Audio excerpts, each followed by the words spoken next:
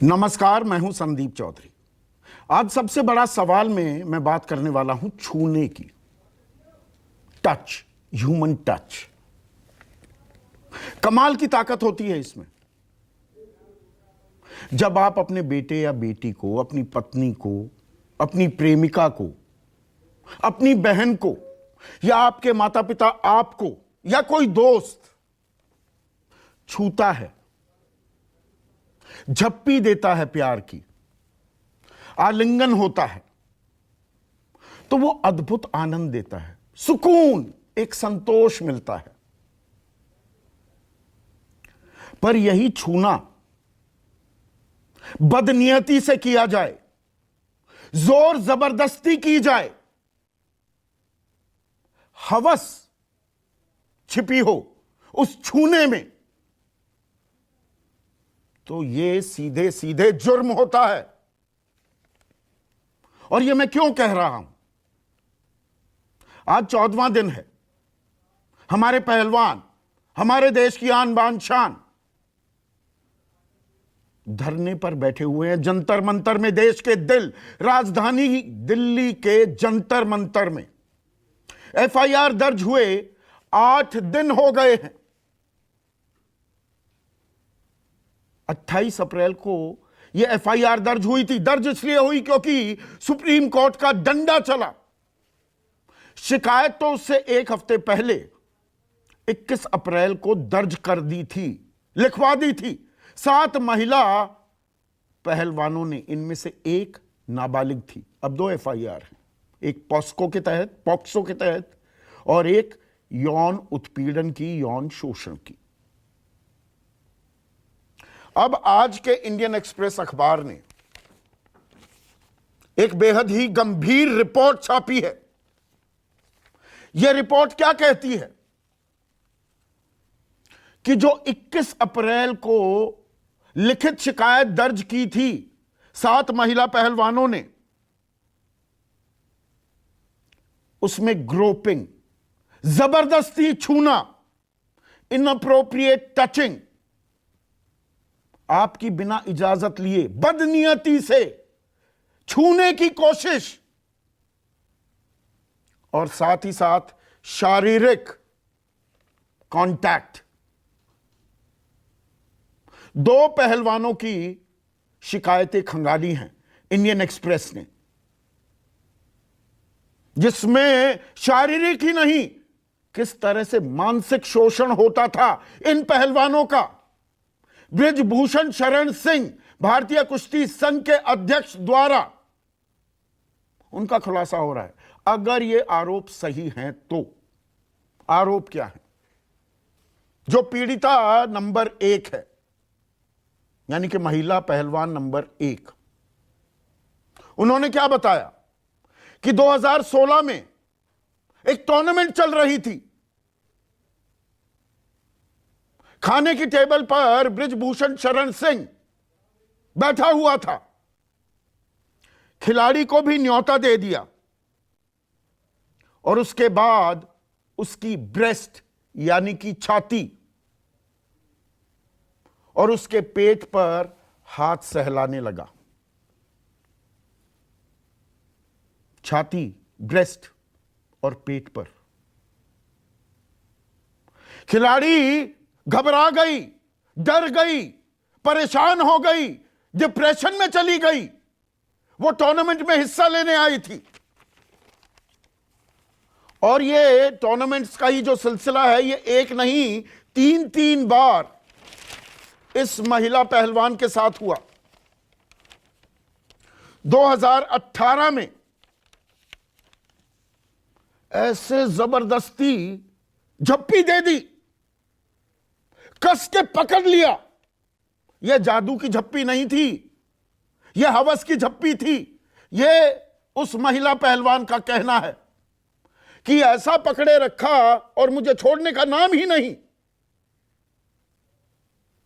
और फिर मेरी छाती छूने की कोशिश। He was trying to grope me। फिर 2019 में फिर से छाती और पेट पर हाथ सहलाए गए, हाथ फेरा गया। इसका कारण भी मैं बताता हूं। क्या कारण बताया?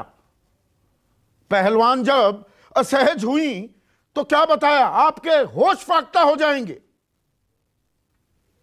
पर सिलसिला सिर्फ टूर्नामेंट्स का नहीं है।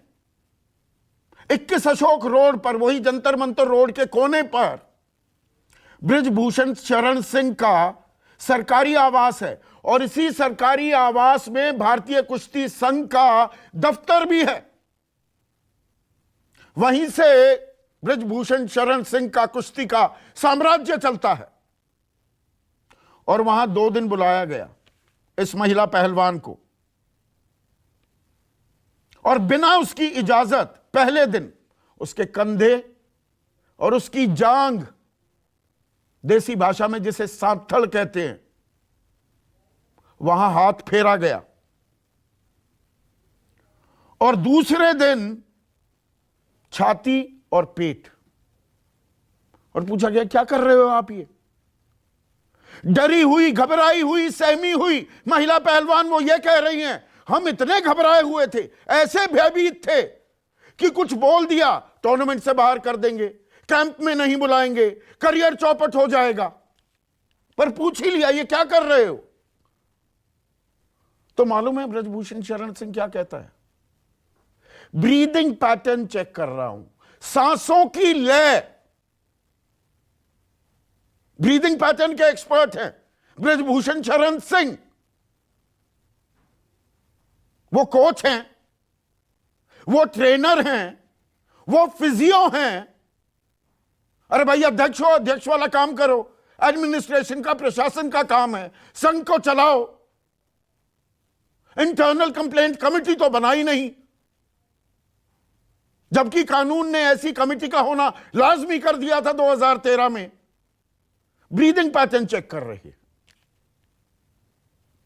अब पहलवान नंबर 2, वो क्या कहती है कि मैं ट्रेनिंग कर रही थी, वार्म अप जो होता है। बृजभूषण शरण सिंह आया और जर्सी उठा दी। ये महिला खिलाड़ी हैं, जर्सी उठा दी और छाती और पेट छूने लगा। ब्रीदिंग पैटर्न चेक हो रहा था यहां भी। फिर इसे भी बुलाया गया 21 अशोक रोड, और वहां जो बाकी लोग थे उनको बाहर कर दिया कमरे से।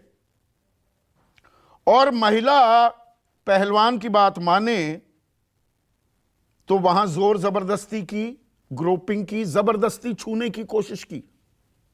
नंबर भी मांगा इस महिला पहलवान का। अब इसमें सबसे बड़ा सवाल यह हो जाता है, यह लिखित शिकायत जो 21 अप्रैल को दर्ज हुई थी, एफआईआर में भी यही चीजें दर्ज हैं कि नहीं है? अगर दर्ज हैं, कोई भी सामान्य व्यक्ति होता, आप, मैं, हम पर ऐसे आरोप लगे होते और इतनी विस्तृत जानकारी दी गई होती तो एफआईआर में तो खैर विलंब हुई, बयान दर्ज अभी हुए हैं, वो भी 161 में। 164 में बयान दर्ज नहीं कराने की जहमत उठाई दिल्ली पुलिस ने। 161 का मतलब होता है पुलिस के सामने आपने बयान दर्ज करा दिए। हमें जानकारी मिल रही है कि 7 पहलवानों के बयान दर्ज कर लिए गए। बृजभूषण शरण सिंह का बयान दर्ज नहीं हुआ, लेकिन जो ये 7 पहलवानों के बयान दर्ज किए गए हैं, पुलिस इन्हें मजिस्ट्रेट के सामने जाकर 164 में बयान दर्ज क्यों नहीं करवा पाई? क्यों नहीं करवा रही? क्योंकि बाद में देखिए, आप जानते हैं इस देश में किस तरह से प्रक्रियाएं चलती हैं। गवाहों पर, पीड़ितों पर दबाव बनाया जाता है। पुलिस के सामने आपने जो कुछ कहा, बाद में पता लगा कि जी ये तो हम तो दबाव में बोल गए, ऐसा नहीं हुआ था। इसीलिए 164 में बयान दर्ज कराना जरूरी हो जाता है, और खास इस तरह के संवेदनशील गंभीर मुद्दे पर नहीं कराए गए। क्यों नहीं कराए गए? बृजभूषण शरण सिंह गलत तरीके से छूता फिरेगा हमारी बहन बेटियों को, हमारे देश की पहलवानों को, उसे पुलिस नहीं छू रही। यही कानून की सामान्य प्रक्रिया है क्या? पर यहां पर खिलाड़ियों के सम्मान से ज्यादा क्या सियासी नफा नुकसान भी आंका जा रहा है? सरकार का कोई बड़ा मंत्री खिलाड़ियों से मिलने की आज तक जहमत नहीं उठा पाया है। कल आया खेल मंत्री अनुराग ठाकुर का बयान, उन्होंने कहा कि निष्पक्ष जांच होने दें, दोषी के खिलाफ कड़ी से कड़ी कार्रवाई की जाएगी, खिलाड़ी अपना धरना बंद कर दें, कह दिया ये। पर कोई मंत्री मिलने के लिए तैयार नहीं। अरे कर्नाटक में जंग चल रही है ना, सियासी नफा नुकसान वहां देखना है। 10 तारीख को वहां वोट डाले जाने हैं। अभी भारतीय कुश्ती संघ के अध्यक्ष बृजभूषण शरण सिंह, जो 6 बार का सांसद है और सत्ताधारी बीजेपी का सांसद है, उस पर कार्रवाई होती है तो कर्नाटक में नुकसान हो जाता क्या? उत्तर प्रदेश में भी निकाय चुनाव चल रहे हैं, स्थानीय चुनाव चल रहे हैं, वहां भी नुकसान होने लगता क्या? तो करता धरता सरकार के, बीजेपी के अभी इंतजार कर रहे हैं, चुनाव निपटने दो फिर देखेंगे। तो अभयदान मिला हुआ है बृजभूषण शरण सिंह को। लेकिन यह खेल अजीब होता है राजनीति का, सियासी नफा नुकसान हर कोई अपने हिसाब से आंकता है। आज महम में हरियाणा की जो तमाम खापें हैं, 70 खाप जो हैं, उनकी एक बैठक हुई। सारे के सारी खाप कल जंतर मंतर आने वाली है। यानी कि राजनीतिक हवा हरियाणा में क्या बीजेपी के खिलाफ बहने लगी, और उसी के चलते बीजेपी सरकार में गृह मंत्री, कद्दावर नेता हैं बीजेपी के, अनिल विज, वो खेल मंत्री भी रह चुके हैं। उन्होंने कहा कि मैं खिलाड़ियों के साथ पूरी तरह से हूं, पूरे प्रकरण का सम्मानपूर्वक समाधान होना चाहिए। और उप मुख्यमंत्री दुष्यंत चौटाला, जिनकी पार्टी की चाबी के चलते ही सत्ता का ताला खोल पाई बीजेपी, वो कहते हैं पुलिस ने एफआईआर दर्ज कर ली, बयान भी दर्ज हो चुके हैं, दिल्ली पुलिस दोषी पर जल्द से जल्द कार्रवाई करे। और जो झड़प हुई थी, सर फूटे थे पहलवानों के, उस पर भी एफआईआर होनी चाहिए। तो ये डैमेज कंट्रोल क्या हरियाणा से शुरू होता भी दिख रहा है? सुनिए अनिल विज और दुष्यंत चौटाला ने क्या कहा। दिल्ली पुलिस ने पॉस्को एक्ट में और अन्य धाराओं में एफआईआर करी, उसकी इन्वेस्टिगेशन अंडर गोइंग है। इन्वेस्टिगेशन का जो नतीजा है उसके ऊपर पुलिस सख्त से सख्त कार्रवाई करे। हमारी सारा विषय जो है उच्च स्तर पर उसको टेकअप किया, और क्योंकि मैं खुद स्पोर्ट्स विभाग का मंत्री रहा हूँ, मैं पूरी तरह से खिलाड़ियों के साथ हूँ। अगर मुझको कहीं ऊपर सरकार में बात करनी होगी, कहनी होगी, तो मैं करूँगा, ताकि इनका सम्मानपूर्वक इनका जो है वो समाधान हो।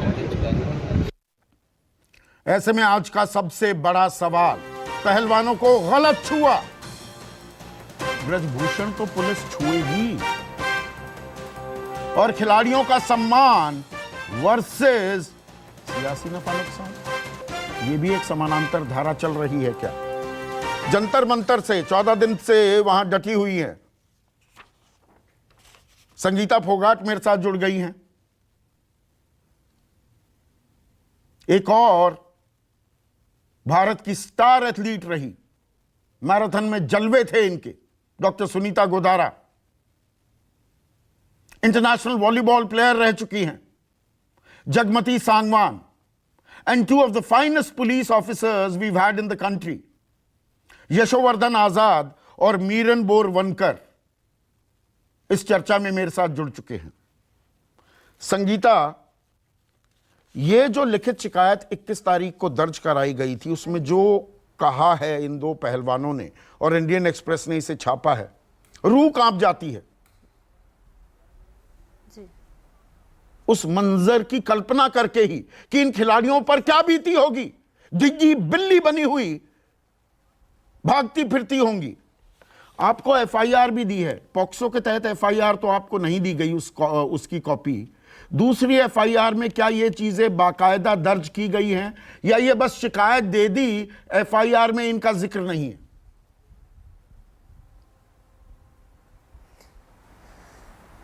देखिए सर, हमने इस तरह की ना तो कोई जानकारी पुलिस को दी है और ना ही हम इस बात को सार्वजनिक की है, और हमें नहीं पता ये बातें कहाँ से आई और कहाँ से लीक हो रही हैं। तो और ना ही हम इस तरह की बातें को आगे सार्वजनिक करना चाहेंगे, क्योंकि ये जो एक बहुत ही सेंसिटिव मुद्दा है और लड़कियों का मुद्दा है, उनकी फैमिली को, उनको खतरा है। तो हमारी तरफ से ऐसा हमने कोई बयान सार्वजनिक नहीं किया है, हमें नहीं पता ये कहाँ से सार्वजनिक हो रही है चीज़ें। ठीक है, मैं आपकी निजता का सम्मान करता हूं। खिलाड़ियों के नाम इंडियन एक्सप्रेस ने भी नहीं छापे हैं, पर यह जो जानकारी हासिल हुई, देश को कम से कम अंदाज़ा तो होना चाहिए आप लोगों पर किस तरह से मानसिक और शारीरिक उत्पीड़न, शोषण किया गया। पर अभी तक दिल्ली पुलिस छू नहीं रही है बृजभूषण शरण सिंह को। इस बात को लेकर आपको ताज्जुब होता है संगीता? बिल्कुल, क्योंकि सर हम परसों की बात ही है कि एक बेड के लिए हमें इतना फोर्सफुली पुश किया गया, हमें गाली गलौज दी गई, और जो क्रिमिनल है उसको उस तक पुलिस के हाथ क्यों नहीं पूछ रहे, हमें तो ये बात समझ में नहीं आ रही, क्योंकि हम इंसाफ की लड़ाई लड़ रहे हैं और अभी तक हमारे साथ इंसाफ नहीं हो रहा है। ऐसे में अनिल विज का ये कहना, वो आपके पूरे समर्थन में खड़े हैं। दुष्यंत चौटाला भी अब ये कह रहे हैं कि नहीं, जो परसों जो सर फूटे, जो खून बहा, उसकी भी एफआईआर दर्ज होनी चाहिए। हरियाणा सरकार की तरफ से आपकी प्रति समर्थन आता हुआ जो दिख रहा है, आप उसे कैसे देखती हैं? बिल्कुल, क्योंकि ये हम सच की लड़ाई लड़ रहे हैं और सब जो बेटियों की लड़ाई है उसके साथ समर्थन कर रहे हैं, क्योंकि ये एक रेसलिंग की महिला खिलाड़ियों की नहीं है, ये हमारे देश की महिलाओं के सम्मान की बात है। तो बिल्कुल उन्होंने समर्थन किया, हम उनका बहुत बहुत धन्यवाद करते हैं, और लोगों का बहुत समर्थन मिल रहा है और देशवासी हमारे इस सच की लड़ाई में साथ भी दे रहे हैं। आपको लगता है इंसाफ मिलेगा आपको संगीता? देखिए सर, इंसाफ पाने के लिए यहाँ बैठे हुए हैं, और जब तक हमें इंसाफ नहीं मिलेगा हम यहाँ से नहीं जाएंगे। और जो आपका हर्जा हो रहा है, नुकसान हो रहा है प्रैक्टिस का, आगे की चैंपियनशिप्स के लिए जो आपकी तैयारी है, वो तो मटिया मेट हो गई। चाहे आप वहाँ पर करते हैं प्रैक्टिस, पर वो प्रैक्टिस और असल प्रैक्टिस में दिन रात का अंतर होता है। बिल्कुल सर, क्योंकि ये साल हमारे लिए बहुत इम्पोर्टेंट है, क्योंकि एशियन गेम्स आने वाले हैं और ओलंपिक क्वालिफाई है हमारा। बिल्कुल नुकसान हो रहा है, हमारा भी और देश का भी नुकसान हो रहा है, लेकिन अगर हमारा आत्मसम्मान ही नहीं रहेगा तो हम उस मेडल का क्या करेंगे? अगर ये लड़कियों की इज्जत ही नहीं होगी तो हम उस मेडल का कहाँ पे क्या करेंगे? उसका सवाल इज्जत का है, सवाल सम्मान का है, मीरन बोरवनकर। और यहाँ पर जो ये देखिए, मैं संगीता का पूरा सम्मान करता हूँ और इनकी राइट टू प्राइवेसी को भी मैं बरकरार रखना चाहूँगा। मैं इनके मुंह से कुछ नहीं कहलवाना चाहता, लेकिन साथ ही साथ मैं पत्रकारिता का धर्म भी निभा रहा हूँ। देश को पता होना चाहिए शिकायत क्या की गई थी। तो सबसे पहले क्या ये ज़रूरी हो जाता है, जो ये शिकायत, लिखित शिकायत दर्ज हुई थी, इस शिकायत में जो ये गंभीर संगीन आरोप हैं ग्रोपिंग के, बदनियती से छूने के, झप्पी पाने के, वो हवस की झप्पी, ब्रीदिंग पैटर्न जी देख रहे थे, ये एफआईआर में दर्ज है कि नहीं, ये भी जरूरी हो जाता है क्या? मैं एक पुलिस ऑफिसर से इस पर कानूनी एक विमर्श चाहूंगा। तो डिटेल में लिखने में फायदा है, और एक ये जो बच्चे हैं, बच्चियां हैं, ये बहुत इनोसेंट हैं।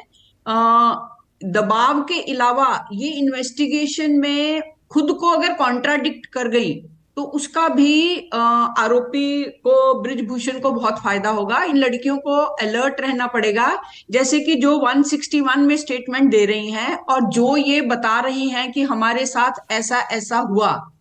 164 में 164 में जब मैजिस्ट्रेट के पास ये बच्चियां जाएंगी तो उसमें कॉन्ट्राडिक्शन नहीं होना चाहिए। जो इनके साथ हुआ और जो इन्होंने पुलिस के जवाब में दिया, वही मैजिस्ट्रेट के जवाब में 164 में अगर देंगी तो इनका केस स्ट्रांग होगा। वीक पॉइंट जो मुझे लग रहा है वो ये है कि घटना के बहुत बरसों बाद ये कंप्लेंट दाखिल हुई है, तो ये इसका फायदा डिफेंस लेना मांगेगी। तो इसको पॉलिटिकल कलर ना देके बच्चियों को समझाया जाए कि उनके केस में जो सच्चाई है वो ऐसे बयान करें कि मैजिस्ट्रेट को ये लड़कियां अगर 4 या 5 साल के बाद भी बता रही हैं तो सच बता रही हैं। ऐसा अगर हुआ ये तो जिम्मेदारी किसकी है मीरन? ये जिम्मेदारी तो पुलिस की होती है ना। आपने ठीक कहा, 161 में बयान दर्ज हो गए, बयान दर्ज किया एक महिला पहलवान का, उसी टाइम 15 मिनट लगते हैं ना, मजिस्ट्रेट के सामने जाइए 164 में भी दर्ज करा दीजिए। ये तो जितना होना टाइम चाहिए। गैप होगा वो कॉन्ट्रडिक्शंस होने की आशंका उतनी बढ़ जाती है क्या, या नहीं? पर मैं इसीलिए लड़कियों को अलर्ट कर रही हूं कि अपना केस खराब मत होने दो। पुलिस को इंसिस्ट करो कि हमारी 164 में 164 में मैजिस्ट्रेट के सामने जवाब दिया जाए, और जवाब को बढ़ाने घटाने की जरूरत नहीं। जैसा सच है अगर वैसा बोला तो जरूर इस केस में आरोपी को शिक्षा होगी, सजा नहीं, होगी। ये मीरन, ये पुलिस की जिम्मेदारी है ना। बयान दर्ज कराया, इतने संगीन आरोप लग रहे हैं, डिटेल में है, ठीक है, तारीख है क्योंकि इतने साल पुरानी चीजें याद की जा रही हैं, 2018 की, 2016 की, 2019 की। तत्काल जज के पास ले जाना, ये क्या पीड़िता कहेगी जी मुझे जज के सामने भी ले चलो? कानून तो पुलिस जानती है ना, ये पुलिस की जिम्मेदारी नहीं बनती क्या? जो पुलिस केस ही दाखिल करने को तैयार नहीं थी, आप उनसे ज्यादा एक्सपेक्टेशन मत कीजिए। आप कानून के बारे में थोड़ा बहुत ज्ञान रखिए। ये केस दाखिल होने में इतनी देर लगी है कि जिससे सारे देश में रोष है, इसलिए उससे आगे गलती ना हो इसके बारे में हमें भी जवाबदार और जागरूक रहना चाहिए। और यस, पुलिस की जवाबदारी है कि लड़कियों को मैजिस्ट्रेट के सामने ले जाके उनके स्टेटमेंट्स रिकॉर्ड किए जाएं। यशोवर्धन आजाद, आपको यह समझ में आता है, पीड़िता, यौन शोषण जिसका हो रहा है, जिसका मानसिक शारीरिक उत्पीड़न हो रहा है, जो टेंशन में है, डिप्रेशन में है, करियर पर तलवार लटक गई, और संगीता फोगाट बिल्कुल ठीक कह रही हैं, लोक लज्जा भी है भाई। जिस तरह के समाज से ये खिलाड़ी आते हैं वहां पर 10 तरह की बातें होंगी, और सारा ओनस इन्हीं पर कि पुलिस को यही कहें कि जी 164 में बयान दर्ज कराया जाए। तो सिस्टम की, व्यवस्था की संवेदनशीलता कहां है? सिस्टम की जो सेंसिटिविटी है वो तो सबको मालूम है, सर्वविदित है। और मैं तो बल्कि ये कहना चाहूंगा, जब पहली बार ये बच्चियां बैठी थी और उनकी जो कंप्लेंट थी जिस पर एक इंक्वायरी हुई है, मैं अभी नहीं मालूम क्या हुआ उस इंक्वायरी में, उसी समय तत्काल केस रजिस्टर किया जाना चाहिए था। क्योंकि मीरान हमसे सहमत होंगी कि उन्होंने अपने कंप्लेंट्स में जो चीज लिखी थी उससे बिल्कुल एक संज्ञान अपराध का ले लेना चाहिए था, क्योंकि उसमें स्पष्ट धाराओं का उल्लेख है। दूसरी बात, नहीं, मैं पहली बात पर ही 1 सेकंड के लिए इंटरवीन कर रहा हूं। यशोवर्धन साहब जी, आपने जो ये 2 समितियां बनी, उनकी भी तो पोल खोल करनी चाहिए ना हमें। 2 समितियां बनी, 18 जनवरी को जब ये पहलवान पहली बार अपनी शिकायतें लेकर जंतर मंतर पर बैठे थे तो खेल मंत्रालय ने एक ओवरसाइट कमेटी बनाई, और एक इंडियन ओलंपिक एसोसिएशन, भारतीय ओलंपिक संघ ने एक कमेटी बनाई। भारतीय ओलंपिक संघ की कमेटी का तो, रिपोर्ट का तो हमें पता ही नहीं।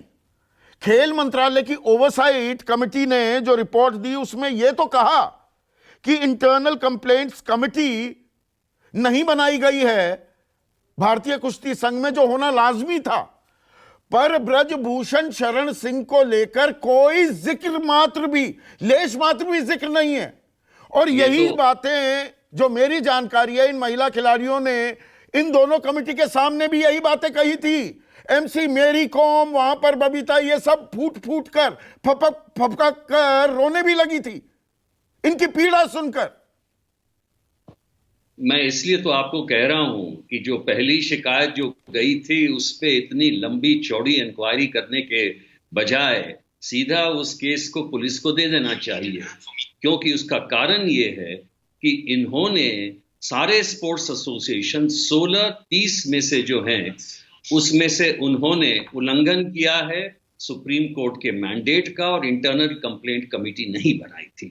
चूंकि इंटरनल कंप्लेंट कमेटी नहीं बनाई, इनकी शिकायतें सीधा उस ओवरसाइट कमेटी को गई। ओवरसाइट कमेटी को यह कहना चाहिए था कि इसमें अपराध का संज्ञान लेना चाहिए और तत्काल पुलिस को दे देना चाहिए, जो कि नहीं हुआ, नंबर 1।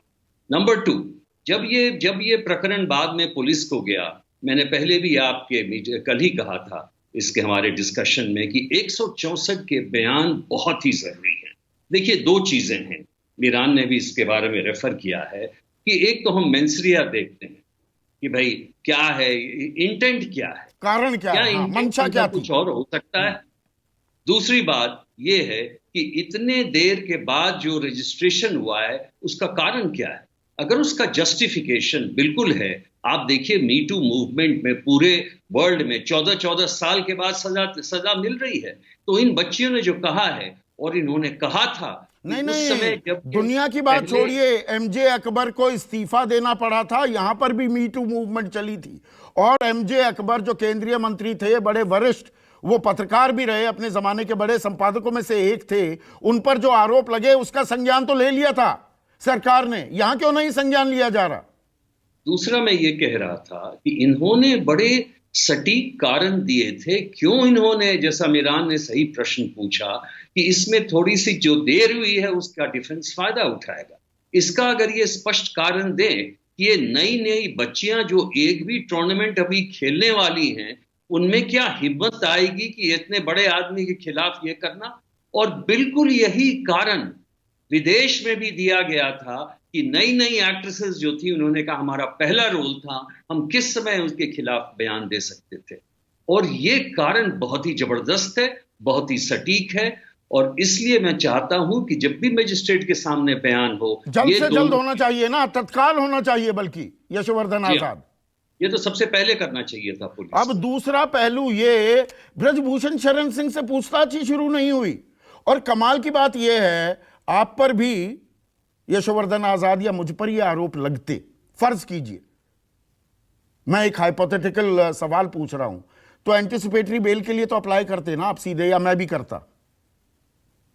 ऐसा है, एक चीज तो खैर सही है, जैसा पहले भी मैंने कहा था, चूंकि जो कंप्लेंट है वो इतने दिनों के बाद किए हैं, तो ललिता कुमारी जजमेंट के अनुसार कुछ ऐसे प्रकरण हैं जबकि देर से किया गया है। तो पुलिस ने जो प्रिलिमिनरी इंक्वायरी की बात कही, मैं मानता हूं, लेकिन प्रिलिमिनरी इंक्वायरी कितने दिन की? 5 days are enough, 3 days are enough. 8 दिन हो गए एफआईआर को, 21 तारीख को, उसमें 7 दिन और जोड़ दीजिए तो 15 दिन हो चुके हैं शिकायत दर्ज किए हुए। और शिकायत तो दरअसल सबसे पहले 18 जनवरी को ये बैठ गए थे, तो ये कोई ऐसा नहीं है कि कल या परसों की बात है, इसमें 100 दिन गुजरने को आए यशवर्धन आजाद। इसलिए तो मैं कह रहा हूं कि 18 जनवरी के समय ही ये प्रकरण पंजीबद्ध होना चाहिए। और अभी की जो बात है, देखिए, बड़े दुख की बात है कि ये राजनीतिक पार्टियां जो शामिल हो रही हैं, उसमें मुझे पता नहीं उनके कितना उनके प्रति, रेसलर के प्रति संवेदना है। अगर हरियाणा सरकार भी अगर आ रही है तो उसे मालूम है कि इलेक्शन में इतने प्रतिष्ठित महिलाएं जो कि देश के लिए मेडल जीतती हैं, उनकी पार्टी अगर इनके खिलाफ कार्रवाई कर रही है, मन इनके साथ में कार्रवाई नहीं कर रही है, तो वोट पे क्या असर होगा। तो इसलिए ये सर्वविदित है कि ये सारी जो गतिविधियां हैं ये इलेक्शन को देख के हो रही है। डॉक्टर सुनीता गोदारा, आप चैंपियन एथलीट रही हैं, एथलेटिक्स फेडरेशन ऑफ इंडिया का कोई भी प्रेसिडेंट क्या जिस तरह से, क्योंकि मैं एक महिला के लिए शब्द इस्तेमाल सवाल के तौर पर भी नहीं करना चाहता, पर मैंने विस्तृत ब्यौरा दे दिया है, उस तरह से छूकर ब्रीदिंग पैटर्न, आपकी सांसों की लय किसी ने कभी तय की थी या मापने की कोशिश की थी?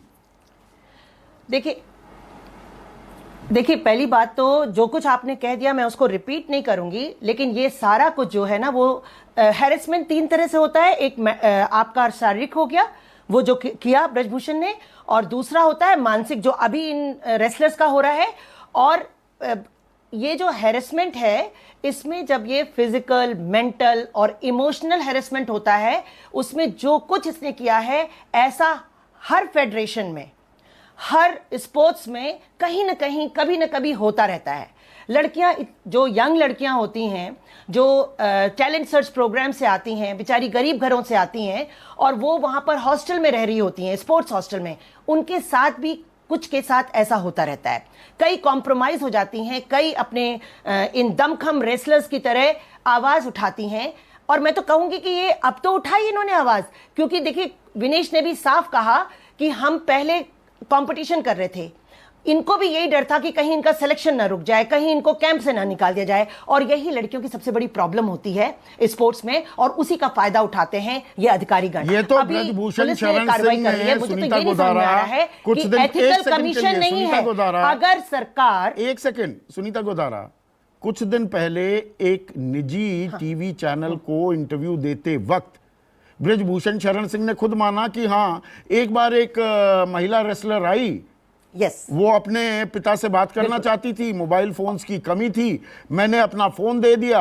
हाँ, उसके बाद उसकी जप्पी पाली, वो असहज हुई, तो मैंने कहा मैं तो पिता की तरह आपको हग कर रहा हूं। देखिए, जो हम लड़कियां होते हैं ना, टच को लड़कियां सबसे अच्छी तरह से समझती हैं, और वो टच अगर बैड टच है ना, 1 सेकंड में समझ में आ जाता है। अगर वो लड़की अनकंफर्टेबल हुई थी, वो इसीलिए हुई होगी, और वो ब्रजभूषण खुद कह रहे हैं कि मैंने ऐसा किया था, फिर मैंने कहा मैं पिता तुल्य हूं। अगर वो पिता तुल्य बात करते हैं तो फिर ऐसी झप्पी पाने की जरूरत क्या थी। दूसरी बात, वो किस तरह से इतने प्रोफेशनल मिसकंडक्ट कर रहे हैं ब्रजभूषण कि अगर सरकार चाहे सो मोटो एक्शन लेकर उनको उसी वक्त बर्खास्त कर सकती है। ये संघ के, किसी भी संघ के अध्यक्ष की कहता है, क्या ये जिम्मेदारियों के तहत आता है? उसकी, हमारा ओलंपिक चार्टर तो है। नहीं, डॉक्टर सुनीता गोदारा, कोई भी संघ हो, मैं सिर्फ रेसलिंग की बात नहीं कर रहा हूं, कोई भी संघ, उसके अध्यक्ष की ड्यूटीज में, उसकी जिम्मेदारियों के दायरे में ब्रीदिंग पैटर्न चेक करना भी आता है क्या? यस, आप संदीप जी बिल्कुल सही कह रहे हैं, इन्होंने गलत फायदा उठाया है। भाई ब्रीदिंग पैटर्न आप कौन होते हैं? ना आप कोच हैं, ना आप लेडी डॉक्टर हैं। अब भाई ब्रीदिंग ना फिजियो है, ना ट्रेनर हैं, कौन आप हैं? ना रिस्ट में करते हैं आप। ऐसे ब्रीदिंग पैटर्न चेक होता ही नहीं है जैसे उन्होंने किया। पहली बात तो उन्होंने बैड टच किया है, ये बिल्कुल सही है, क्योंकि ब्रीदिंग पैटर्न जैसे उन्होंने टच किया ऐसे नहीं होता है। दूसरी बात, वो बॉडी शेमिंग करते थे, ऐसा बिल्कुल प्रोफेशनल मिसकंडक्ट है। मुझे अभी तक बहुत दुख होता है ये कहते हुए कि ओलंपिक चार्टर को साइन किया हुआ है सरकार ने, ओलंपिक चार्टर को साइन किया हुआ है आईओए ने, लेकिन कोई भी ओलंपिक चार्टर को फॉलो नहीं कर रहा है। अगर फॉलो करते तो ब्रजभूषण आज बर्खास्त हो गए होते, ban for life from sports, जो उन्होंने प्रोफेशनल मिसकंडक्ट किया है। ये रूल है, लेकिन स्पोर्ट्स लॉ को तो कोई फॉलो करता नहीं है। हमारे यहां डोपिंग पैनल है, हमारे यहां नाडा है, बिल्कुल उसी तरह से ओलंपिक चार्टर ने कहा हुआ है कि एथिकल कमीशन होना चाहिए, लेकिन इन्होंने नहीं बनाया है। और अगर बनाया है तो जैसे इनकी ओवरसाइट कमेटी थी जो कि आउट ऑफ साइट थी, उसी तरह से होगा। जैसे इन्होंने सब ने वायलेशन किया है रूल का, किसी ने सेक्सुअल हैरेसमेंट कमेटी नहीं बनाई है। और लड़कियों का ये फायदा उठाते हैं, बिकॉज लड़कियों की मजबूरी ये होती है कि उनको नेशनल कैंप में जाना होता है, उनको इंटरनेशनल में जाना होता है, तो ये फिर बैड टच को सोचते हैं कि बस हम तो ऐसा करेंगे और निकल लेंगे। लेकिन ये कब तक चलेगा? तो मैं कब तक चलेगा? और अगर आरोपों में दम है, मैं फिर से अंडरलाइन करते हुए कह रहा हूं, और ये बात मैं लगातार कहता आया हूं, अगर इन आरोपों में दम है तो क्या सत्य हम जान पाएंगे? आप कुछ इंटरवीन कर रहे थे, यशोवर्धन आजाद, उसके बाद जगमती सांगवान भी इंतजार कर रही हैं।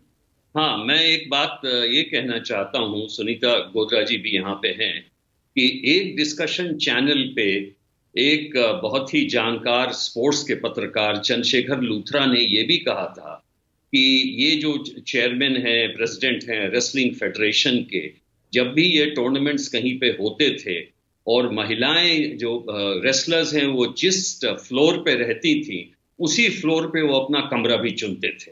ये कुछ ऐसी चीजें हैं, ये अपने आप में एक संकेत करती है किसी चीज पे। उन्होंने बड़े विश्वास के साथ ये बात कही थी। मेरा ये कहना है कि 3 बार से जो अध्यक्ष रहे हैं, ऐसी कई चीजें सामने आ रही थी जिस पे कार्रवाई होनी चाहिए थी, लेकिन कार्रवाई नहीं की गई। अभी तो नहीं की गई है, अभी भी अनदेखी की जा रही है, जानबूझकर आंखें मूंदी जा रही हैं क्या जगमती सांगवान? और दिलचस्प बात यह है और दुखद बात यह भी है कि इंटरनेशनल रेसलिंग फेडरेशन तो संज्ञान ले रही है इन बातों का। जो एशियन चैंपियनशिप भारत में होने वाली थी उज्बेकिस्तान वो ले गए, लेकिन यहां पर इस बात का संज्ञान नहीं लिया जा रहा। 3 महीने पहले भी जब ये आरोप सार्वजनिक हुए थे तो सरकार की तरफ से यह था कि नहीं ये तो स्वायत्त संस्था है, हम क्या करें, हम नहीं हटा सकते अध्यक्ष को। और अध्यक्ष आज भी बरकरार हैं गंभीर आरोपों के बावजूद।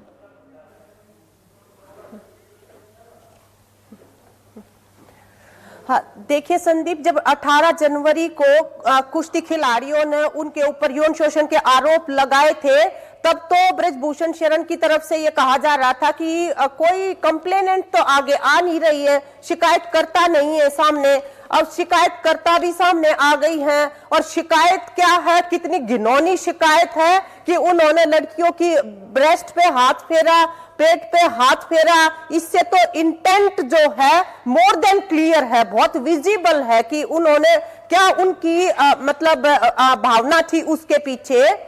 लेकिन अभी भी उनको गिरफ्तार नहीं किया जा रहा है।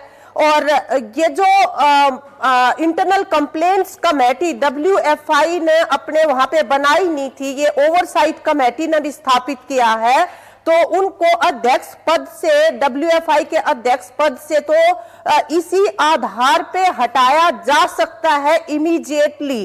और अगर वो वहां से भी हट जाएं आज के दिन, तो अनेक और जो लड़कियां हैं वो भी अपनी शिकायत दर्ज करवाने के लिए आगे आ सकती है।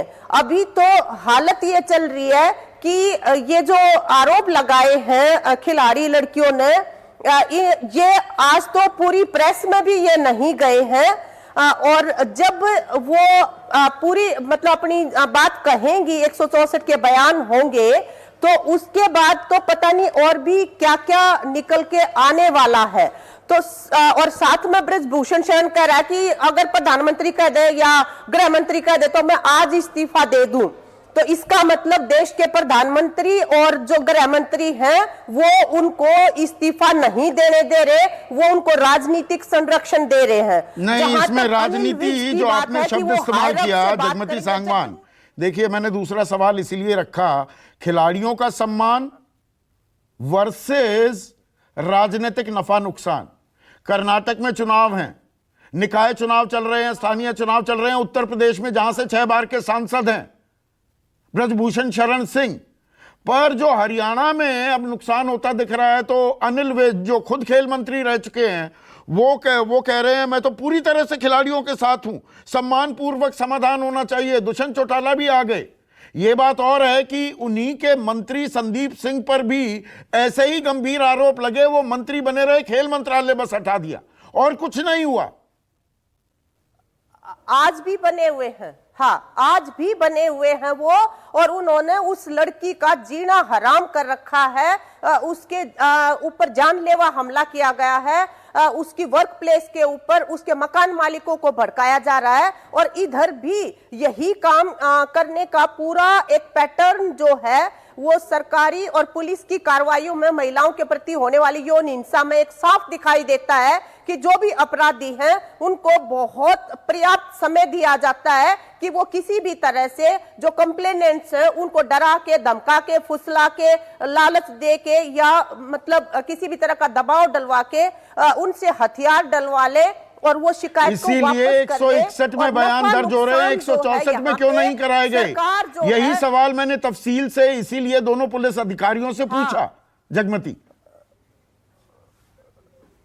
हाँ, ये जो राजनीतिक नफा नुकसान जो है वो देश की सरकार उसको सर्वोपरि लेके चल रही है, और देश की महिलाएं जिनके प्रति उन्होंने बोला था कि बहुत हुए महिलाओं पर अत्याचार, अब लाओ बीजेपी सरकार, अब उनकी जो कमिटमेंट है यौन हिंसा के प्रति, जो सारे देश की वर्किंग वुमेन है इस कंट्री की, वो सब देख रही है कि क्या प्रतिबद्धता है उनकी यौन हिंसा को लेके। हर जगह के ऊपर वो अपराधियों को बचाने लग रहे हैं। और जो लड़कियां हैं, जो शिकायत करता है, जो न्याय के लिए आवाज उठा रहे हैं, वो मारे मारे फिर रहे हैं यहाँ पे।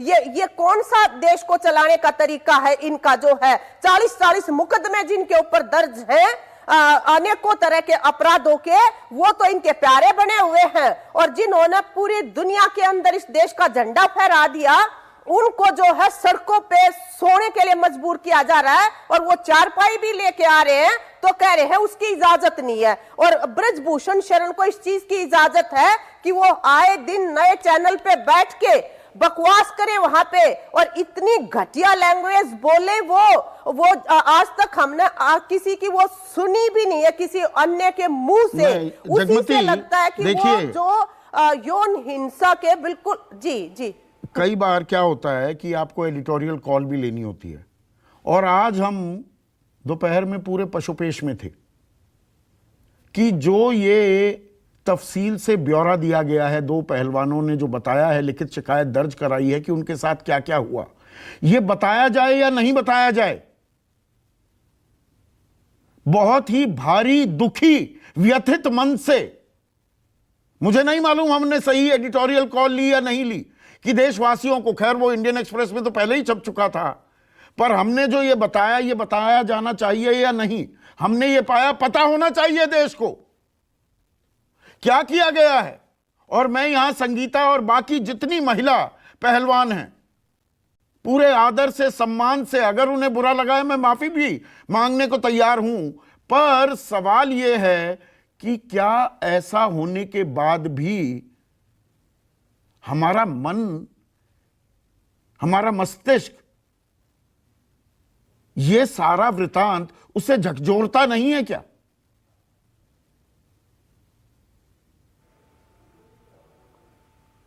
जगमती सांगवान।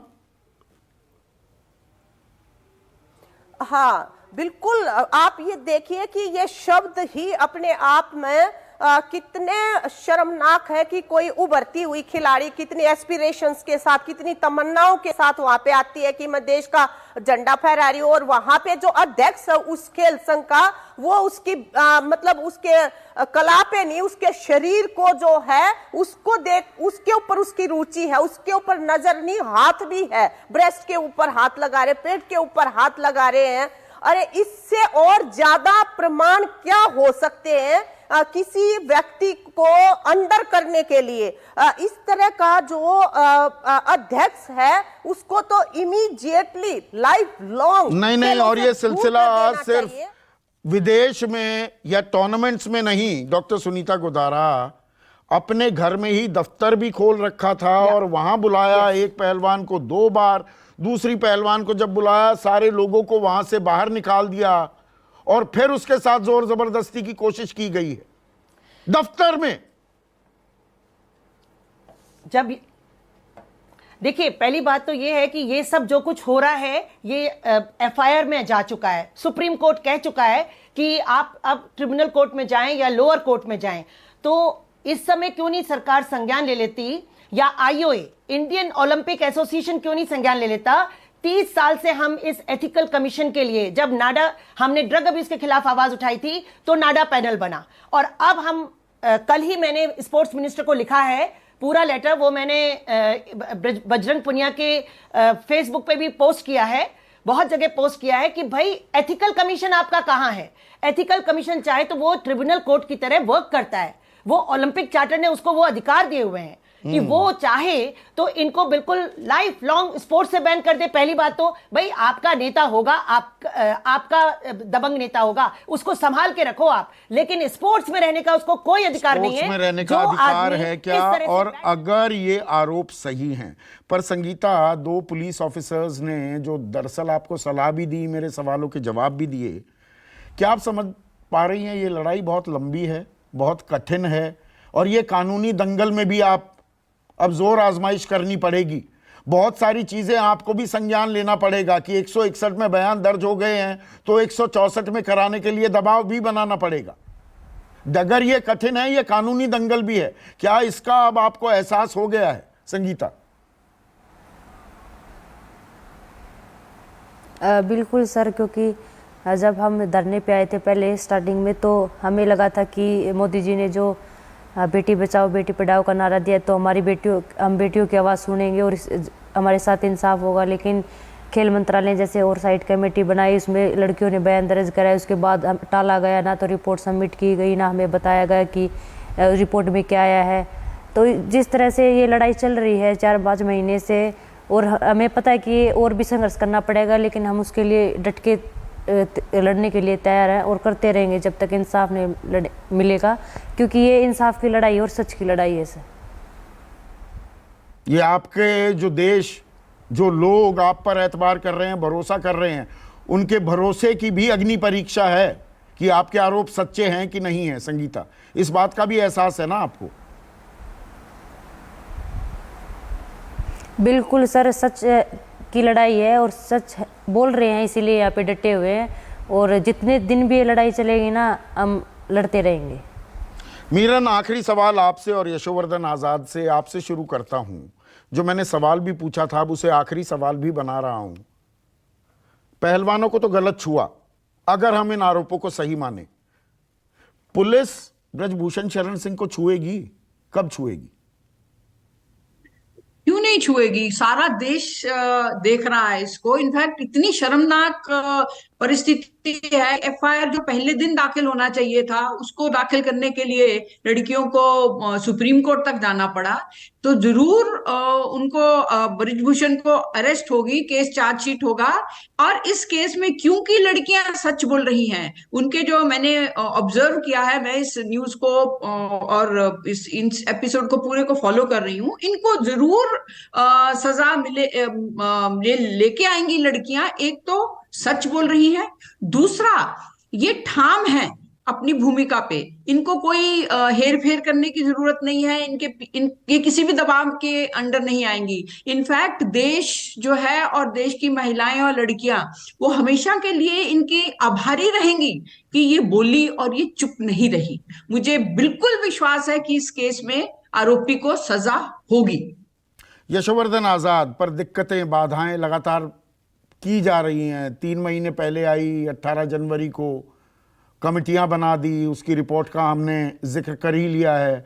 लिखित शिकायत करती हैं, एफआईआर में तब्दील नहीं करती दिल्ली पुलिस, सुप्रीम कोर्ट का डंडा चलाना पड़ता है सुप्रीम कोर्ट को, तब जाकर एफआईआर होती है। एफआईआर जब हो रही होती है तो वहाँ पर जो मोबाइल टॉयलेट्स हैं, जंगल पानी का इंतज़ाम भी वहाँ से हटा दिया जाता है, पानी का इंतज़ाम, खाने पीने का इंतज़ाम वो हटा दिया जाता है। 2 दिन बरसात होती है, कीचड़ हो जाता है, वहाँ पर फट्टे, लकड़ी के फट्टे, फोल्डिंग वुडन बेड्स, काठ की खाट लेकर आते हैं, वहां पर सिर्फ टव्वल होती है, सर फोड़ दिए जाते हैं। तो इनको तो गलत छुआ, अगर आरोप सही है। ब्रजभूषण शरण सिंह को भी छुएगी क्या पुलिस? वो कब छुएगी? सबसे पहले तो मैं इनके धैर्य और साहस पर इन लड़कियों को बधाई देना चाहता हूं। इन्होंने गजब का काम किया है और देश के सामने एक उदाहरण पेश किया है कितने की सच्चाई जो है कभी हार नहीं सकती है। और इसलिए मैं कहूंगा कि इस केस में मैं वीरान से बिल्कुल सहमत हूं कि इस केस में लगता है अब कोई बचाव पक्ष उधर से नहीं आ सकता है। इसमें 164 के बयान होंगे और चूंकि इस पूरे प्रकरण में इनकी सच्चाई झलकती है, वो मजिस्ट्रेट के बयान उसी प्रकार लिए जाएंगे और उससे बहुत बड़ा प्रभाव पड़ेगा। दिल्ली पुलिस और कुछ नहीं कर सकती है। दूसरा, तो 10 तारीख का, बल्कि मैं कहूं 11 तारीख का इंतजार करें क्या? 10 तारीख को कर्नाटक के चुनाव मुकम्मल हो जाएंगे और 11 तारीख को लोकल चुनाव जो यूपी में हो रहे हैं वो भी खत्म हो जाएंगे।